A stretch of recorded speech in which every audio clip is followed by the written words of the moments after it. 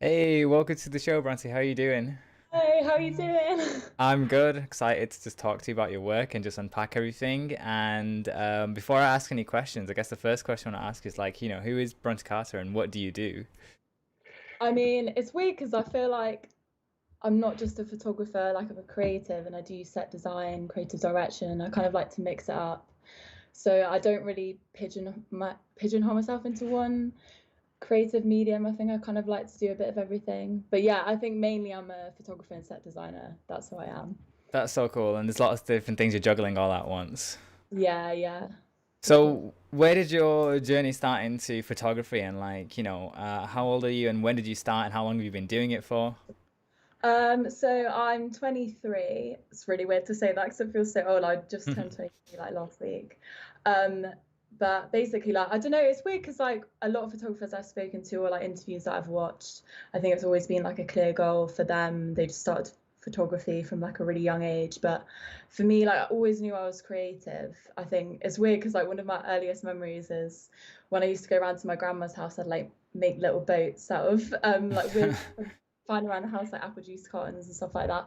But when I got older, I'd try loads of different creative mediums. Like I used to do painting at school, and then when I first went to uni on my art foundation, I did a lot of fashion illustration and like fashion communication, collage and stuff like that. But I don't know, it never really stuck. I think with photography, it kind of I kind of got into it when I was like 2021. Like when I first started this course that I've just graduated from visual communications, and I think it really stuck because of the collaborative element to it. There's just something for me just so much more exciting about working with other people to express a vision and bouncing ideas off each other, and it's just really helped me with my confidence working with new people. And just like the more I do it, the more I fall in love with like photography and set design and stuff. There's just so much more to learn, and like there's so many different avenues you can go down. But yeah, that's my journey. So it's been a while to get where I am now. Yeah. That's such a Yeah. cool little journey. Like you've been a creative since a young kid and like you've been doing photography since like age of 2021. So you've been in it, it's still you're fairly new into the whole aspect of photography, but like what you've achieved, like you said, is like overwhelming, like in terms of like your specialism, your niche and working with other people. Yeah. So like what would you say you specialize in the most and what is like, if we talk about your style and inspo, because what drew me towards your work was like you said, like it's the set design, it's Yeah. the studio based stuff and everything else. Like how would you describe your style to people and what is it all about that brings you to like the photography element of it? I think definitely. I think whenever I've asked other people like what they think, because a lot of the time I'm like, oh, I don't know if I have like a distinct style for my work. And I think when I've spoken to friends or other people, I'm like, do you think I do? And they're like, yeah, yeah, it's definitely like the color palette and the set design, and just like a lot of your work's really conceptual, and I think that shows through. And yeah, I've kind of realized that recently. Like I always want to translate some sort of message or idea through my work. And yeah, I don't know, like I think a lot of the inspiration, it's weird because like I think Wes Anderson, I've always loved his work, Mm-hmm. and especially how he uses color. Like I've always been so interested in like color symbolism and psychology and just color theory. And Oh yeah, I love it. I love the idea of colors myself, and I think that's one of the things that drew me towards you because like I don't half preach about color theory and like complementary colors, but it goes hand in hand with like styling, and you can take it further into your like set design, and it's like these things that you're talking about, like the concepts. It just adds layers and layers to photography, doesn't it? yeah, definitely. It's weird because I first got into photography when I saw Tim Walker's work. I don't know, have you heard of him? Tim No. Walker. So he does like editorial fashion, but it's very Mm-hmm. conceptual, and a lot of his influences from surrealism and like fantasy. And I think when I first saw his work, I think it was my tutor showed me in like Art Foundation, and I just related so much more to it than any other photography that I'd seen before. I think because I've always just been so fascinated with like surrealism and fantasy, like growing up, especially like because I grew up in quite a rural area for a lot of my Yeah. childhood, and it was just a bit of an escapism, really, I to was gonna like. say like, because you do have those elements of like surrealism and like fantasy, almost like fairy tale, like in some of your images, and again, is these like the conceptual elements that you think of like in your area? Because like it's not exactly like urban, but like you're making like a lot of editorial concepts inside the studio, but also in like the locations you have near you, and there's just so much color. I just didn't think it was doable. Yeah, I don't know. It's weird because like when I first come up for an idea for a shoot, it's always to do with color. I'm like, this is the color palette I want to use, even if it's like conceptual. Is that where I just, everything is birthed from, like an idea from a color? yeah, I don't know. I just think it's so amazing how you can like express, like evoke emotion in a viewer from what, I don't know, what's the right way to describe it. I just think if I was to see something colorful, I'm drawn to the color first before Mm-hmm. anything else in the composition, everything. It's always the color. That's Um, so cool. And like, does styling play a huge part in it? And like, what kind of leads you to it? Like, when you think about styling people, is that something that's like a collaboration, or what is it about the whole image that brings it to its final product? So, like, I just mean, talk to me about one of them.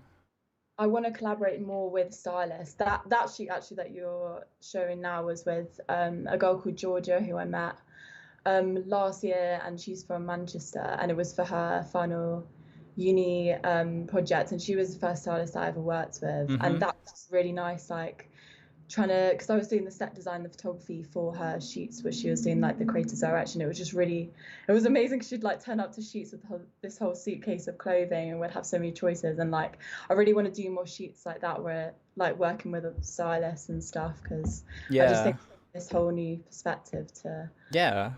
And work with. like I love the way you lay it out as well, and it's like like is illustration a part of your thing, and like set design and props? Like how do you like get to the whole stage of like okay, when I'm doing a shoot, like Yeah. this is gonna be like the props, this is gonna be the set design. Like what makes you think about certain things that have to be in the picture, and how important is it? My process of like the original idea to like the final. Yeah, yeah.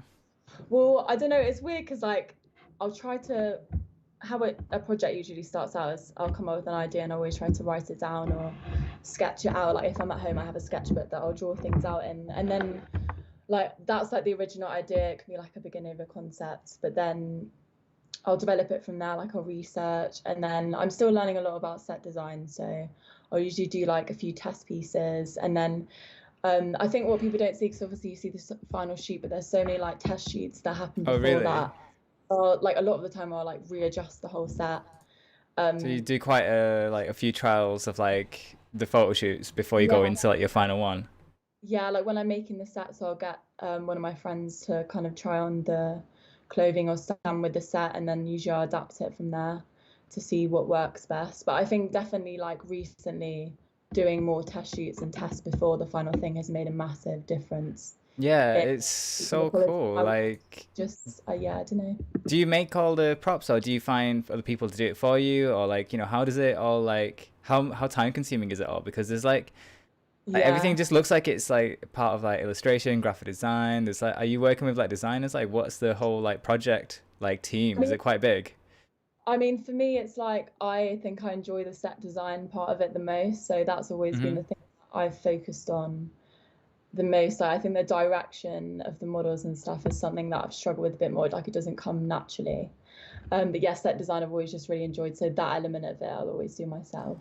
Yeah, it's insane. Like this one I love so much because like you literally that I think the whole like set design is just so like it's like an illusion, just flips your whole like scale like of verticality, doesn't it? And like how did you even come up with this and what was the idea behind it? I mean, that one is weird because like a lot of my favorite shots I think are by accident. Like it's weird. It's like obviously you can plan a certain amount before a shoot, but I think often like my favorite shots have come like when Tim Walker said this thing, and it was like this serendipity moment Oh where yeah, serendipity, yeah. yeah, when everything just kind of comes together, and it can be like a lot of the time it's like when you're Like a between happy accident. yeah, it's like between shots when a model will do something naturally and you're like, oh, that just works. Do you know what I mean? Like the whole text Yeah. there. And like for example, in that first shot that you showed, Devon, who's the model, who's my housemate, like we were trying to do like different poses because the whole shoot was kind of supposed to be styled and in sort of like a sports campaign Yeah, it does style. remind me of like a sports campaign or something like Yeah. that. And we were just trying out different shots, and then we did this one, and she just like fell backwards, like she was literally falling.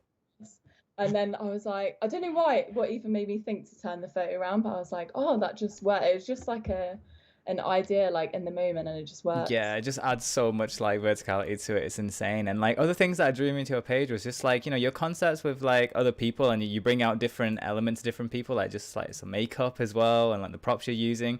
It's like you said, like color symbolism and like I don't know if you use it, but I use it a lot. It's like color wheels online. Yeah. And you can select a color and it gives you the opposite complementary color and you can go off that as a starting point and it's just like you just know which colors will complement each other. It's like pink and green, they're just so like work well together. Yeah, I don't know. There's something about pink and green just really reminds me of Wes Anderson. I don't know why. Yeah, It's it quite like works so well. nostalgic. But yeah, oh, thank you. And like when you're doing your photography, like in terms of posing, so like you said there's like a lot of elements of serendipity, so like Mm. do you instruct models on like what to do or you just kind of let them go free flow or do you have like some inspo and ideas like a mood board, like what is the process of it all? I mean, yeah, I have a Pinterest board of like poses that I like. So if I'm struggling, I mean, it depends obviously on like how much experience the model has. Like if they're a signed like experienced model, then it's easier. Like they kind of you give them the sort of vibe that you want and they can kind of roll with that and you work together. But if it's someone that's less experienced in modeling, I do have to do a bit more direction. So that's when Mm-hmm. I'll give them like examples of what to do. But I think it's about like being like more comfortable in front of the lens. I think like obviously at the beginning of the shoot you have to give a bit more direction, then I kind of think it just flows after that Yeah. with the photographer. Yeah, 100%. I think it is. And like all your images kind of have like a different theme to it and everyone's kind of got their own like agency of what they want to show. And Yeah. it's just like I think what I really like is just interacting with the set. That's so cool and it just looks like, very editorial. It's like you're saying, it's like it's super editorial, but like the classic editorial stuff that I've always seen is always like, not as much focus on set design and it's not as extravagant, it's not as spectacle, which is like a lot of your stuff. Yeah. And a lot of the stuff that you're doing, I just kind of like to do it on the streets. That's where I get a lot of my influence from as well, like editorial. And like I just love styling so much and love finding places that are just like complementary to like people's clothing and things like that. Yeah, I think I love your work because of the way that you direct models, especially. Oh, thanks. Like, It's the same advice you gave me. Like, like if they're signed, it definitely helps because they've got their own, bank of like experience. And if not, then I just have a lot of fun instructing because that's what I love to do as well. yeah, definitely. I think it shows so much more when you've like your relationship with the model. I don't know if people see this that don't do photography, but I think especially thing like being a photographer, you see when a model is like connecting with a photographer and when they're comfortable and Oh like yeah, 100%. Like there's that point in like the shoot where you're both on the same wavelength and you know that image is about to pop and it just happens. yeah, definitely. And it's just that experience of like you said, it's like a serendipitous moment. You don't know where it's gonna end, you know how it's gonna start, and it's that middle bit that you're just trying to ground. I think that's why it's so exciting though, because you never know how it's going to turn out. Like obviously there's always a certain amount of like planning like prior to a shoot, but like I think when you're in the moment, you come up with ideas and things that you hadn't Yeah, come and up before. it's really good because like I do a lot of planning, but I still get really nervous because I'm like, what if the weather conditions not right? What if that Yeah. location's not the same? What if people like are not who I think they're gonna be able to do this and that? And like it gives you like this adrenaline rush on the shoot, and it's like you're forced to come up with a moment, and when that moment happens, it's like you create something really good, and it's like these pictures, like you said, like that just happened, and it was like the image that strikes it a lot, and like these things as well, like like the lens and like the angles, everything is just so like interesting. Oh, thank you. Yeah, it's weird because I think as a photographer, it's a massive skill to be able to adapt to the situation, like who you're working with. Like, especially for you, because it's a lot of location shooting, isn't it? So it's so dependent on the weather. I guess that's what I like more about studio is it's a bit more Mm-hmm. predictable Obviously, obviously you can Yeah, control. 100%, 100%. You can make your own conditions pretty much, and at least you know that's one less thing you've got to think about going Yeah. wrong. But is there any other source of inspo you get, like music or like, anything else? Like a lot of my projects are always birthed not just by like styling, but I get so much inspiration from music a lot, like because I love doing video as well and things like that. But is there anything else that you get? Music in general, just Mm-hmm. like this. Oh wow, that's really amazing. I've never even thought of like music as a point of inspiration, but Yeah, I think yeah. I think there's a lot of similar photography, like a lot of repetitive photography work these days. So I try to look at other forms of art for inspiration. So I often look at like, I mean, especially with my recent work, like I've been looking at surrealist work that's really resonated with me throughout my life. So like paintings, like Mm-hmm. films, and like interior design and stuff like that. And I feel like because everyone has their own unique vision, Yeah.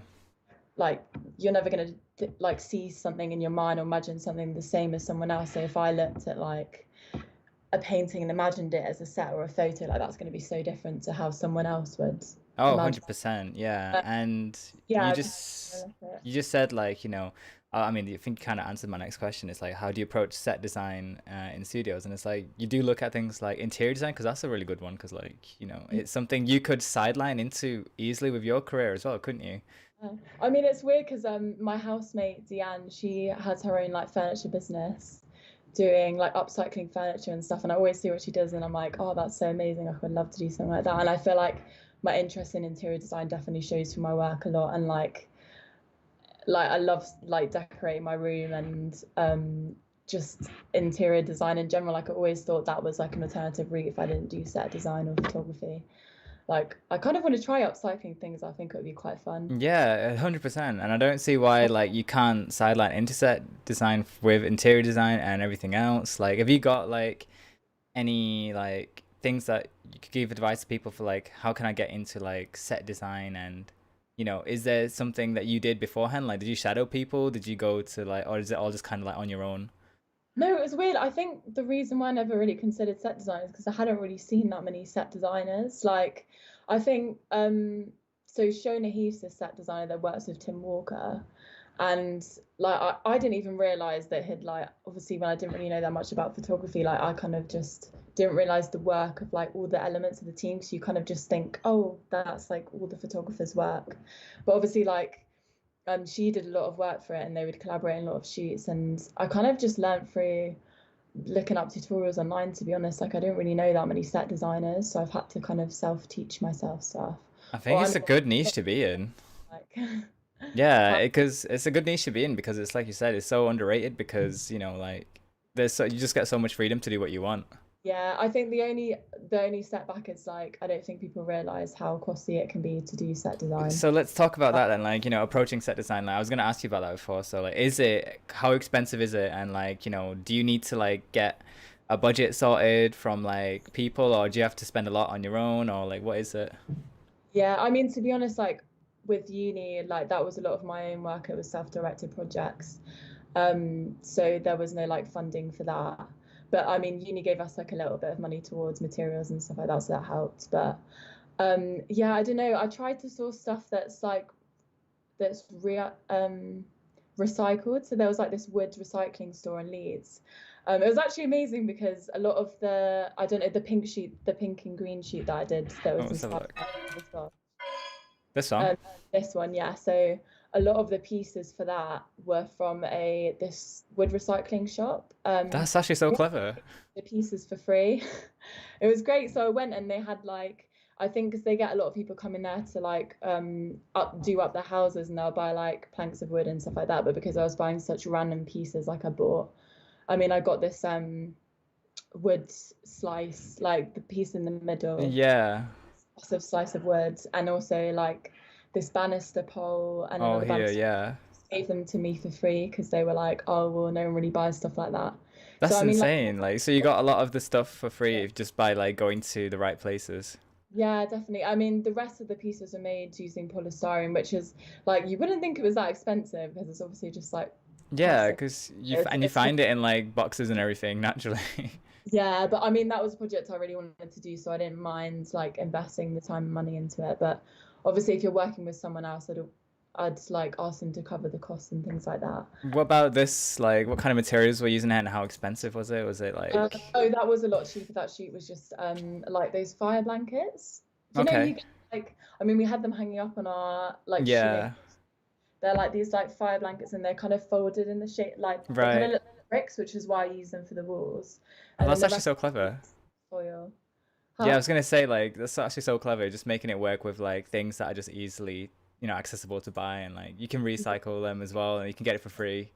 Yeah, definitely. I think that shoot was a lot more like that was a lot cheaper to make than the previous one, but yeah, 100%. just And is it just similar all around, or is it just like most of the time you just get lucky, but a lot of the time it's quite expensive? So what I is? mean I've worked out this cheap because obviously backdrops are so expensive and I've kind of like sussed out a cheaper way to do stuff where I like I use like wallpaper Is this a backdrop? This one here?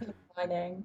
Yeah, no, yeah. So that I mean that one's been edited over, so that Okay, was like in post production. But the other shoot from that, yeah. So this one, yeah, this one here. yeah. That was done like that's not been edited afterwards. Other than the layout, like the whole set was like actually there. But that was all done with like wallpaper lining, and I used to like tape it together and I'll paint over it, and it's just a really cheap way of doing it. Like you can get a roll for like £7. That's not Um, bad. And I'm paint guessing you acrylic. need like a huge space as well, right? Because Yeah, like I mean, that on was a uni, because so like average studios that I visit, like they're really good in terms of like the stuff they have, but like the yeah, verticality of it is where I sometimes find the biggest bottleneck, and it's like you've got like a lot of room. Like I'm sure you like using like it's like a fisheye and wide angle here. yeah, that was a fisheye. Yeah, and it's like you've got so much space still. Like so, I'm guessing it's a huge studio you've got.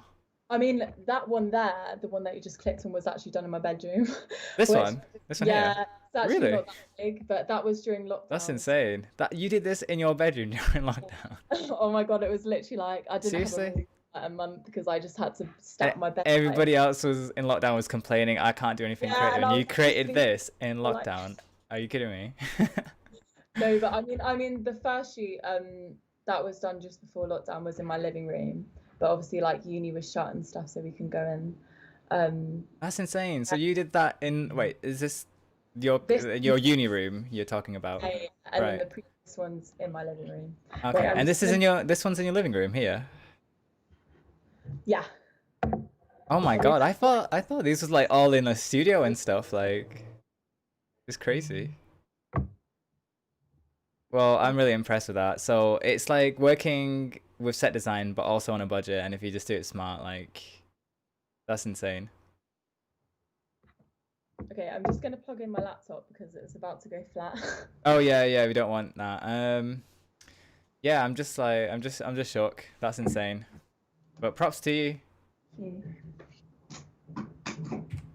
Have you ever considered doing like work with set design for your shoot? Um, yeah, you know what? I have, You know, with like and it's obviously like something I'm still exploring, and I'm very new to it. And like the element of like studio and art direction, which I guess is the good topic we could talk about next. Like, I think for me, because like mine is so location based, and when I visit the same location twice, it's never the same. So I always get like this longevity out of each, revisiting new locations and old ones. But yeah, I do want to try like a studio and set design, but I just didn't know where to start. And I guess this podcast will be like the first stepping stone to me learning about it, and maybe trying to like get a project going in the future. yeah, I've only started doing ecom this year, which is just basic, so basic stuff. It's nothing. because you learn No, about flash lighting and the techniques yeah, and yeah, exactly. It's nothing crazy. And it was really easy to pick up. So, but set design is just like I just feel like it just requires a whole new element of like structure. But considering what you've said, and like if you can find things that are like easy to grab on deals and sales, then stuff. yeah. But I'm just not very creative when it comes to like painting or like illustration and all these kind of things. So I think it would have to be like starting off and collaborating. But I would love to, yeah. What about you? Yeah, Have you it's thought about like location stuff? yeah, no, I was actually going to ask you about that because I think a lot of your stuff's really well coordinated with the location and the clothing. Like, do you plan that in advance? Yeah, or is it 100%. you watch Like, and you're like, oh, that'll work for that? so I use like Pinterest like you, and I have a huge mood board of just like poses that are a bit like yours, like you were saying, inspired by editorial stuff, and it's always like the starting point for me. And there's a lot of like serendipity. I'll just quickly just go on mine as well, just so I can show you some. But yeah, there's like a lot of like serendipitous elements in my work as well that I don't know where I'm gonna end, but I give people starting points to explore, and based on their talents, like I work with dancers, I work with models, actors, everything in between, and I just want to try and bring out the more animated side of people. And for me, it's like you said, like your work revolves a lot around escapism and surrealism, right? And Yeah. I can easily see that, like with like the styling and especially the makeup as well. I think I didn't touch on that before, but the makeup it kind of gives you that like Tim Burton, is that a good thing to say? Like, Oh, it gives that yeah, Tim Burton vibe. yeah, I love Timbo. Tim Yeah, it Burton's gives me great. that like Tim Burton vibe where it's like really like dark, but with like a splash of color. But Yeah. yeah, for me, it's almost like I'm trying to give people escapism through my photo shoots where for the longest time when I jumped into street style photography at the time, I just felt like everything was really saturated in terms of like there was just this base formula, and I'm sure it was working at the time, but I just felt like there was so much more you can do to it. Mm. And maybe a lot of people don't want to take risks in commercial photography because they don't know whether it can work, and going very extravagant may not work. But for me, it was just pure passion. And then when people started coming to me, they wanted to explore all this creative stuff. So yeah, I get people working. I want to test people's range, I want to test people's like abilities of what they can and can't do, and that's why they come to me. And the styling and the location and like color symbolism and everything, like this was so random, like her styling, and we were just walking, I was like, that just matches so well. And you Ah, know what I mean? it's like checkered. Yeah, yeah. And it was just there, and the next day it wasn't there, you know what I mean? Really? Yeah, yeah, it wasn't there. And like Elle over here, like I use an actual color palette coordinator to try and match her jacket with this, Yeah. because in Adobe Color it gave me the exact colors, and I just happened to find a location. So I'm literally always on my feet walking around Manchester just looking and looking. And like this location here, it does not look the same anymore. So if you just look at this location now, if I go right back up, it looks like that now. So you know what I mean? It's like not the same, and everything's just changed It's drastically very all the like time. street style, which I think obviously goes with the backdrop because it's on the street, if that makes sense. Yeah, Like yeah, 100%, the yeah. direction just flows really well together, and you definitely got like a consistent like style going. Oh, It's thank you. also And it's in like terms of it's just like you said, like we've got to find our like unique selling point, and like eventually, like if you do want to like separate yourself from other people, like I think well, this brings me on to like the topic we did talk about. But yeah. why is like art direction so important to you? I mean, I think it's important to me because obviously, like the art direction's all about the message or the concept or aesthetic that you're trying to translate through the work. So I feel like all the elements of a shoot, like the makeup, the styling, the set, whatever, all have to coincide together to communicate this one visual concept or idea.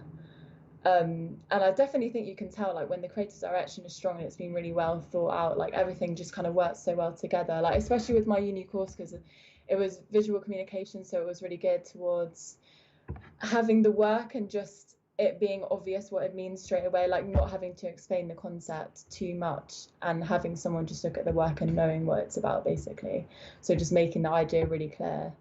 So yeah, I do think the creative direction is really important. I've kind of realized that more the more I've done photography, the more planning and like creative direction that I've done, I've realized the importance of it in like making the idea or the concept really clear, if that makes sense. Yeah, 100%. And I think you just nailed it on the head there. So, like, you're talking about university. So, has it been worth it and has it been helpful? Because a lot of people who watch this will be in the same age, same demographic, and they're probably starting uni, going for uni, finishing uni. And it's like, what's next? Like, has it been worth it for you, like, going into uni, doing photography, learning about all these other things?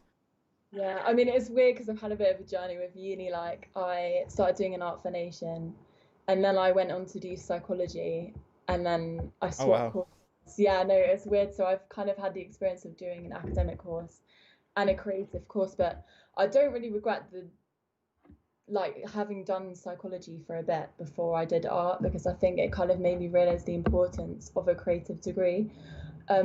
That's like different to an academic degree. I think people get academic degrees obviously to say that they've got a degree, and like the grade is like really important. Whereas with a creative degree, I don't think that is so important. I think it's more like the technical knowledge and the connections and the portfolio that you've got from the degree, rather than the actual grade. Like obviously it's nice to get a good grade and say you've done a degree, but that's more for validation. I think Yeah, employers are 100%. interested in that, they're interested in your portfolio. But obviously, like, you can definitely make it in industry without doing a degree. I just think for me personally, I had access to facilities and I met people that have like helped influence my work and like given me opportunities that I wouldn't have had if I hadn't gone to uni. So yeah, I definitely think it's been worth it for me, but it's been a bit of a journey. And I think you have to consider why you're going to uni. Like, don't go for the wrong reasons. I think people feel like they have to go to uni nowadays because so many Yeah. Yeah, it's like and you said, like going for the right reasons. Like if you feel like you're someone who wants to specialize in set design but may not have like the space, then uni does, and they have all the facilities. That'd be amazing. Or if you want to do it just because of all the perks you get with it, like the discount, everything. Like there's a lot of like things you can achieve in 3 years' time to build your portfolio in uni, and then once you're out of there, it's like you're way ahead of the game compared to someone who probably doesn't have all those facilities. yeah, I mean, I definitely think you can make it like without uni. I just feel like for me, because a lot of my work was studio based and it used flash lighting, and like I've done a lot of stuff with medium format recently, Mm-hmm. that's equipment that I would have been able to afford. Like, Yeah, exactly. so I think it's enabled me to use stuff that I wouldn't have had access to otherwise, Yeah, which it's is so true. So, did you collaborate a lot in uni, or on your projects, and is it worth it? Because that's another thing that when I saw your pictures, I was like, you were tagging like a lot of stylists and a lot of models and a lot of different people. So, is your collaboration like a normal thing when you're working, and do you always like deal with I it mean, all the time? because obviously because of Corona, like it changed quite a lot. For my for my final uni project, like I wanted to do a lot more collaboration because I do think it's so important, especially for the sort of work that I do, and there's so many elements involved in a shoot, like with the makeup and set and styling and stuff like that. Yeah, it was obviously hard because of Corona. Like, then I had to just shoot it in my house with my housemates, which was really difficult. And to be honest, I think it made me realize the importance of collaboration because there was just so many different things to focus on. Whereas normally, when you have like a makeup artist or someone assisting, or like the photographer or set designer, like it narrows down the things that you have to focus on, and then you can really like perfection. What do you call that? How do you say it? Perfect. Perfectionalize? Perfect. Yeah.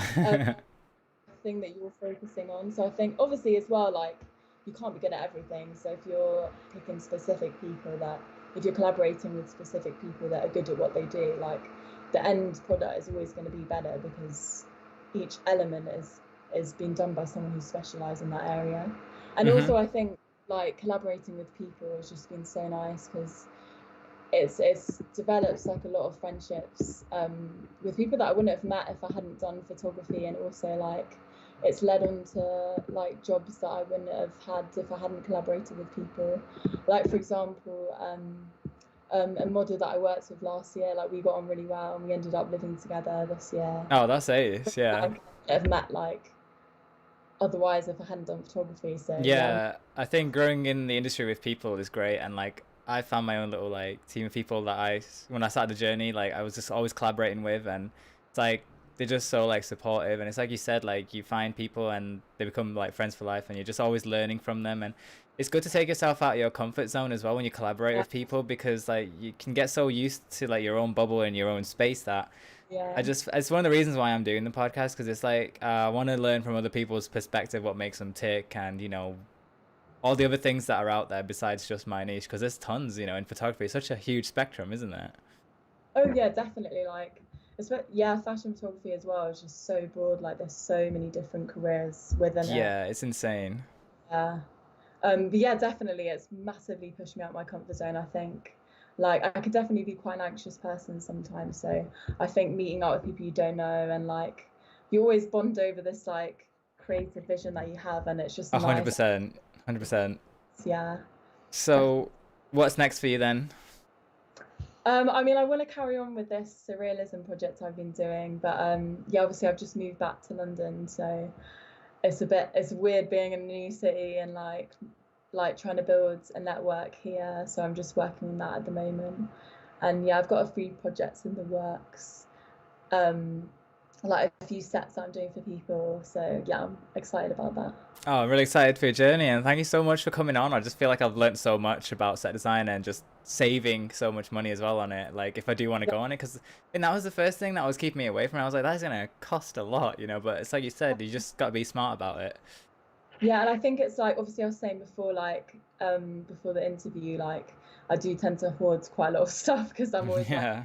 it's so useful for a shoot and like Should get like one of those lockers that you can just hire out and just keep stuff in yeah, there. You know what I mean? it's annoying having a lot of stuff, but I mean, like I don't mind because I'm always like, oh, that could just come in so useful, and I have so much Yeah. stuff I've collected over the years that I've reused and stuff. Like I think it's good to try and be as sustainable as you can, obviously, with the materials that you use in set design because it can be quite unsustainable, especially if you're always building new sets. Yeah, you can reuse and like remodel, reshape, and Uh, it's a lot more sustainable than just like throwing away. So that's another good thing about it as well. So yeah, all your details are in my description and your IG, and I'm excited to see all your future projects. And if you're ever up in Manchester, give us a shout. I would love to like collaborate on a project, maybe like where you do the studio stuff and I could do like the location stuff, and that would be sick. yeah, Like working on like a campaign or something together, that'd be awesome. yeah, Because no, like I've seen some people do that, like from studio art direction into like location and just like put it together. That'd be sick. But 100%, like I'm excited for your journey. And yeah, congratulations on your. Did you get first in your uni degree? yeah. Yeah, that's Thank so cool. Congrats. you So, so much. is there any last minute piece of advice you want to give to people who are thinking about jumping into studio now that we're out slightly out of Um, this pandemic? And is it worth the plunge? what Starting to a do? career in studio photography and set design. I think, to be honest, I think no one really says this when you first start out, but I used to compare my work to like quite established photographers. And I think just the focus is not being on perfecting your work. I think it's about improving because definitely, like, I look back at some of my old work and I really don't like it, but then I compare it to my work now. I'm like, oh, you know what? Like, I'm still not, I still think there's room for improvement, but I'm so happy with how far I've come compared to my work like a few years ago. So I think definitely don't strive for perfection, strive for like improving and always learning new techniques and approaches and like shooting always to like put these into practice, and then eventually you're going to be more happy with your work. But yeah, I just think going into it is quite overwhelming because there's just so much technically to learn. Yeah, and that's where you were saying like university is a good way to help out in that sense. And as long as you're better than you were yesterday, you don't have to worry about like comparing yourself to like established photographers and things like Yeah, that. Because years of experience, so like obviously you're not going to be like that straight when you go into it. So it's definitely like time and practice. definitely. Well, thank you so much for coming on, and I'm just excited to see what you do next. Yeah, And I mean, so your new work as well. We'll definitely oh, have to like 100%. break something. I'll Definitely, yeah. When things yeah. die down a little bit more and we can travel again, for sure we will. Yeah. 100%. Yeah, thanks so much for coming on, and everybody else who's watching this on VOD later. Yeah, links in the description, and follow your Instagram. And yeah, thanks so much for tuning in. And bye.